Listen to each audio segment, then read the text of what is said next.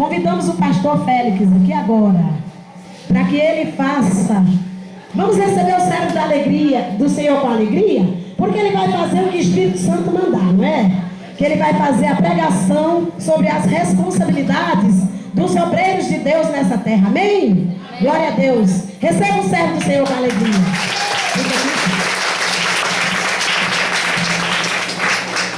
Quero saudar a amada igreja com a santa paz do Senhor. Amém, igreja? O texto encontra-se em 1 Timóteo, capítulo 3, versículo 1 em diante. Os deveres dos bispos e dos diáconos. Esta é uma palavra fiel. Se alguém deseja o episcopado, excelente obra assim deseja.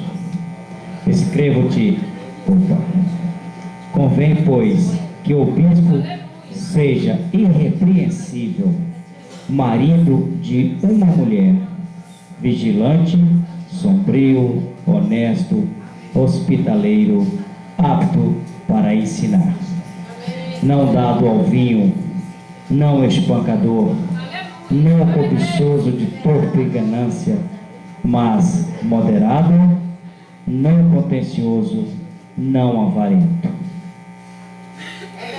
que governe bem a sua própria casa, tendo seus filhos em sujeição com toda a modéstia. Porque se alguém não sabe governar a sua própria casa, terá cuidado da igreja de Deus? Não neófito, para que, ensoberbecendo-se, não caia na condenação do diabo. Convém também que tenha bom testemunho dos que estão de fora, para que não caia em afronta e nos laços do diabo. Da mesma sorte, os diáconos sejam honestos, não de língua dobre, não dados a muito vinho, não cobiçosos de torpe ganância, guardando o mistério da fé em uma pura consciência. Também estes sejam primeiro provados, depois sirvam, se forem irrepreensíveis. Da mesma sorte, as mulheres sejam honestas, não maldizentes, sombrias e fiéis em tudo. Os diáconos sejam maridos de uma mulher e governem bem seus filhos e suas próprias casas, porque os que servirem bem como diáconos adquirirão para si uma boa posição e muita confiança na fé que há em Cristo Jesus. Irmãos, Deus deixa bem claro os deveres do homem a qual Ele escolheu para ser seu representante na igreja perante suas ovelhas.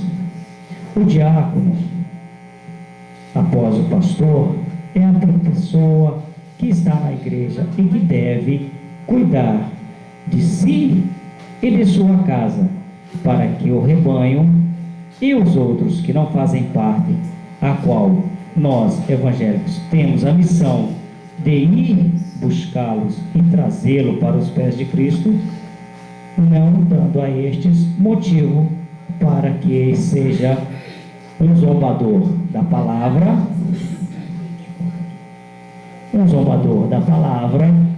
e que coloque Cristo em descréditos. Pois quem está à frente tem a obrigação de zelar de todos. A Bíblia é bem clara, ele não pode ser dado ao vinho. Quando a Bíblia refere-se dado ao vinho, ela quer dizer vício, porque em momento algum, dentro da Bíblia, diz que é proibido beber. Quando ele diz dado, ela está sendo clara, é o vício.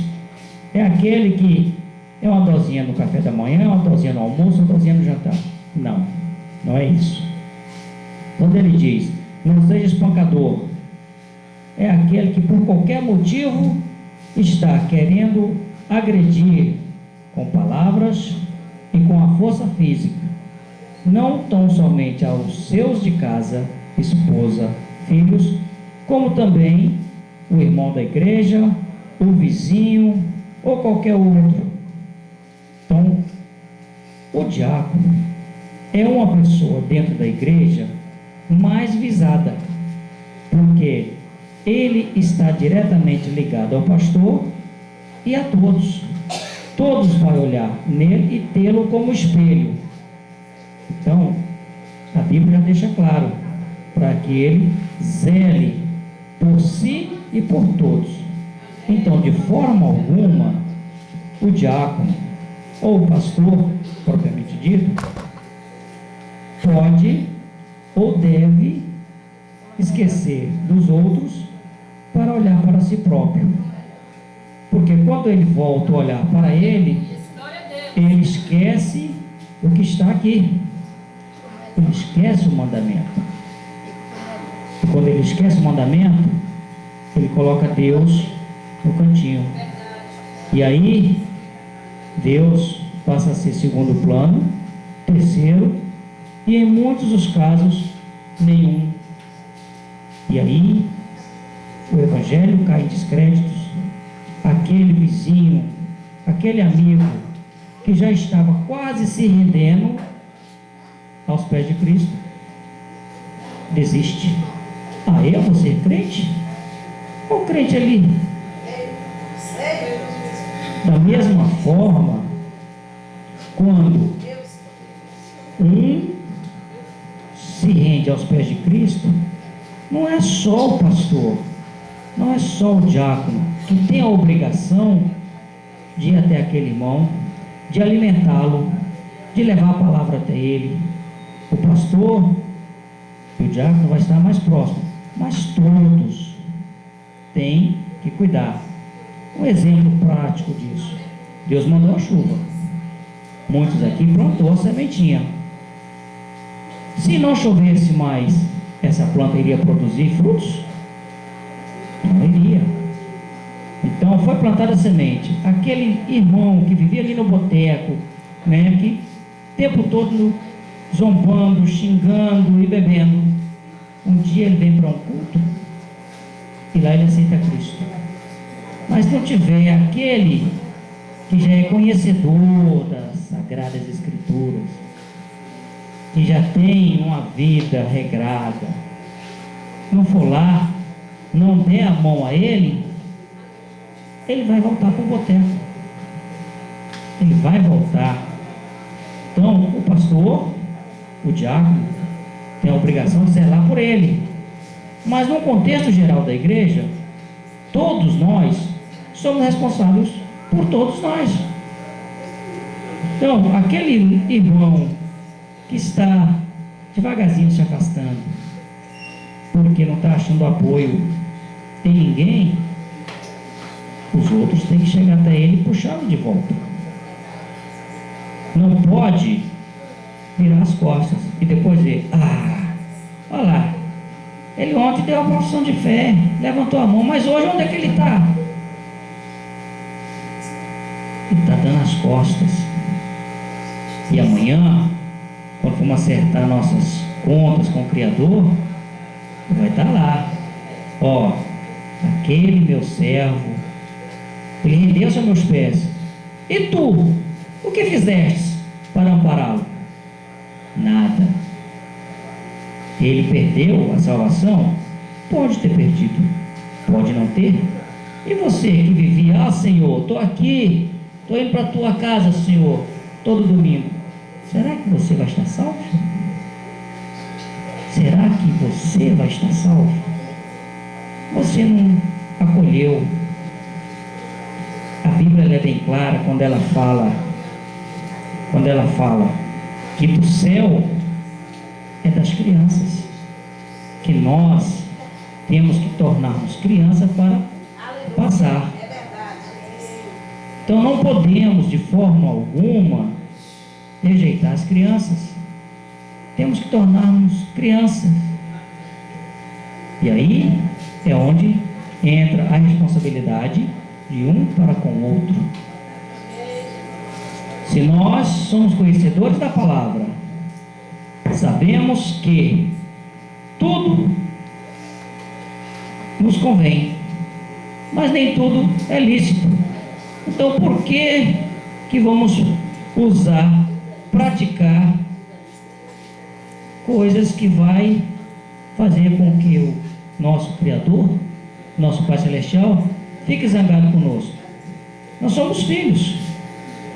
Seus filhos, quando fazem uma coisa errada, você não castiga? Muitas das vezes castigamos até sem merecer. Ele não fez aquilo que nós pensamos que ele fez e o castigamos. Se nós somos filhos, ele é o pai, preparem as costas, porque do mesmo jeito que nós castigamos nossos filhos, ele também nos castiga. Em alguns momentos, algumas dificuldades que viemos a passar, meu Deus, por que isso? Por que aquilo? Dá uma olhadinha para trás. Dá uma olhadinha para trás. Você fez o que ele mandou? Você seguiu o que ele deixou bem claro? Ou será que você está pegando aqui? Amanhã. Não, hoje não, amanhã. Amanhã chega. Não, hoje não. Aí depois, calma, vem cá. Está na hora de puxão de orelha. Então ele deixa claro aos ministros da casa de Deus: não seja soberbo, não seja dado, porque você vai cuidar de outros que está precisando do apoio, do conhecimento, da sua benevolência. E para que você possa socorrer alguém, você tem que estar sadio. Teve o caso ontem que eu precisei levar a criança ao médico. Recusei levar a mãe, porque naquele exato momento a mãe não estava em condições de ir comigo. Então, por que eu levaria a mãe se ao invés de ajudar na situação, ela iria atrapalhar? Então, foi uma outra pessoa que estava na condição de prestar as informações necessárias para que o socorro fosse feito. Então é a mesma coisa. Se ele está à frente da igreja, mas ele está doente, como é que ele vai socorrer você, a mim? Não tem como. Então, para isso, Deus, na sua imensa sabedoria, já deixou bem claro o que nós devemos e o que nós podemos fazer para que um seja o escudo do outro, o espelho do outro. E no fim, todos ajudando a todos, vai chegar a um único local. Nós somos Igreja Batista Revelação de Deus, Igreja Batista Tradicional, Igreja Assembleia de Deus Madureira e outras. Somos uma família. Por quê? É primo, é tio, é irmão, é pai. No fim, juntou todos a um só. Aqui, Bom Sossego, Grugueia, até onde eu pude ficar sabendo, é quase que todo mundo parente. A esposa do Lucas, olhando os ancestrais, chegamos à conclusão que são primos, nossos primos. Então, a mesma coisa é o Evangelho, é um só. As denominações são a família. E Deus deixou bem claro, está aqui na Bíblia. Você não é obrigado a ficar na revelação de Deus. Você não é obrigado a ficar na tradicional. Você não é obrigado a ficar na assembleia. Você é obrigado a ficar naquela onde você está em plena comunhão e satisfação.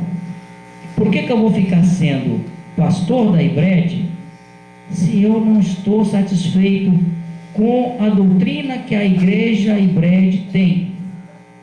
Eu vou estar pecando.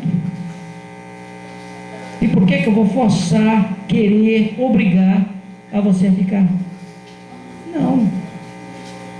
Cada casa tem uma maneira, cada chefe de família, cada pai tem uma maneira de conduzir sua casa. Você não conduz a sua casa igual seu pai conduziu quando tu era menino. As regras do seu pai eram uma, a sua é outra. É a mesma coisa. A igreja é a mesma coisa. No entanto, Deus deixou bem claro, cabe ao obreiro, seja o pastor, o presbítero, o diácono, estar atento a esses detalhes para que possa conduzir todos para um só lugar, um só caminho, a vida eterna. Então, jamais iremos chegar na casa do Pai Celestial se nós não nos prepararmos e não vigiarmos aqueles que nos foi confiado. O pastor é responsável para apacentar as ovelhas, mas para que ele apacente as ovelhas, é preciso que os que estão ao seu redor o ajude. Não pode o pastor querer abraçar tudo sozinho. Para isso, dentro da própria Bíblia, você vai achar a hierarquia. Na casa quem manda é o pai, depois vem a mãe, vem o irmão mais velho, e assim vai descendo. Então, dentro da igreja, vem o pastor, aí vem o bispo, que equivale ao pastor, que está lá em 1 Pedro, que hoje está acontecendo de muitas igrejas aí inverter. Coloca o bispo acima do pastor, quando na Bíblia é o contrário. Na ausência do pastor é o bispo, na ausência do bispo é o diácono, e assim sucessivamente. Não pode o filho mais novo mandar no pai, mandar na mãe, no irmão mais velho, resolver as questões da casa, decidir o que vai ser compro, o que vai ser pago. Está errado. Deus deu o homem como o teto da família, deu a igreja, o pastor, o teto da igreja, e para cada um ele deu a responsabilidade. Você vai zelar das minhas ovelhas, você vai para o campo buscar a ovelha para que ele zele. Então a função do pastor, apacentar. A função do evangelista, do missionário, e evangelizar. A igreja batista tradicional tem um trabalho formidável. Foi aonde eu me converti, e eu não abro mão daquela doutrina. Como, por exemplo, todo ano eles fazem a campanha de missões mundiais. Eles têm missionários em praticamente todos os países aonde o evangelho é difundido. Porque nós ainda temos países que, se você chegar lá e falar que é crente, ou você volta de lá fugido, ou você volta de lá no caixão. Ainda temos países que estão nessa situação. Crente lá é um ser maligno. Tá? Então, para que o trabalho vá, é preciso que os que estão aqui façam por onde ele crescer. E como crescer? Os que estão administrando a igreja sejam homens e mulheres, até porque temos situações em que eu não aceito a mulher estar à frente de uma igreja. Aqui diz: ide, pregai o evangelho. Eu quero qualquer um aqui me diga aonde está dizendo assim: ide, varão, prega o evangelho, e a varoa fica em casa. me mostre, porque eu não conheço. Então, quando ele falou, ide e pregai, ele mandou todos. Então, ele não deu a tarefa para o homem, gênero masculino. Ele deu a tarefa para o homem, seja ele a mulher ou o homem propriamente dito. Então, em alguns cantos, nós ainda temos ainda esse resquício, que é a mulher para ficar em casa, cuidando de menino e do fogão. Não é bem assim. Esse aqui é o maior livro, é o maior professor do mundo, e por aqui se baseia toda a vida. É tanto que nós já estamos aqui com mais de 2000 anos que um livro foi editado e não muda, nunca mudou e jamais mudará. Temos aí algumas, eu particularmente chamo de seita, que pegou e mudou. O problema deles, e mudou. Quando tem oportunidade eu mostro. Não é bem assim que você está, é essa aqui. Mas ele resolve ficar com a dele, então Deus não deu livre-arbítrio, cada um faz o que achar que é certo. Depois a gente acerta as contas. Então, se ele tem conhecimento e ele quer ficar, que fique. Então, Deus deu para mim conhecimento, eu adotei. Deus deu conhecimento para todos. Todos aqui adotaram. E dentre vários, Deus separou um ou outro para que seja o administrador da igreja dele, do povo dele, que chamamos de rebanho. Para uns, ele deu com mais ênfase, para outros, ele deu menos, mas para todos ele deu a responsabilidade. Então, todos aqueles que estão à frente da igreja têm que prismar, cuidar e zelar dele e de todos. Mais dele, porque ele está sendo olhado o tempo todo. E qualquer escorregãozinho que ele dá, ele afeta um monte de pessoas. E infelizmente é assim, você pode fazer 1 milhão de coisas boas. Uma ruinzinha que você fizer, ninguém lembra das boas. E essa ruinzinha pode colocar todo um trabalho à perda. Então, para nós que estamos à frente da igreja, é muito, vamos dizer assim, delicado, porque todos olham para nós e de nós ele vai tirar uma conduta de vida. Então, nós, o nobre pastor, vocês que estão à frente de trabalhos, é árduo. O trabalho da igreja é árduo. Quem está à frente é muito retalhado, é muito perseguido, mas procure em Deus força, sabedoria para aquele que está a colocar o trabalho em xeque, você chegar até ele e fazer ele mudar de opinião, mudar de lado. Não seria tão fácil se não tivéssemos trabalho, porque nada que vem de mão beijada tem valor. As coisas em nossa vida só têm um valor significativo quando lutamos e vamos atrás com muita veemência, com muita força de vontade para conseguir. Pode observar que no relacionamento homem e mulher, normalmente você não vê um casal aonde um dos dois é muito dado, é muito largado. Já estou terminando. Então, quando o trabalho trabalho é árduo, é porque o trabalho tem um grande valor. Ninguém joga pedra numa árvore que não dá frutos. Ninguém joga pedra numa árvore que não dá frutos.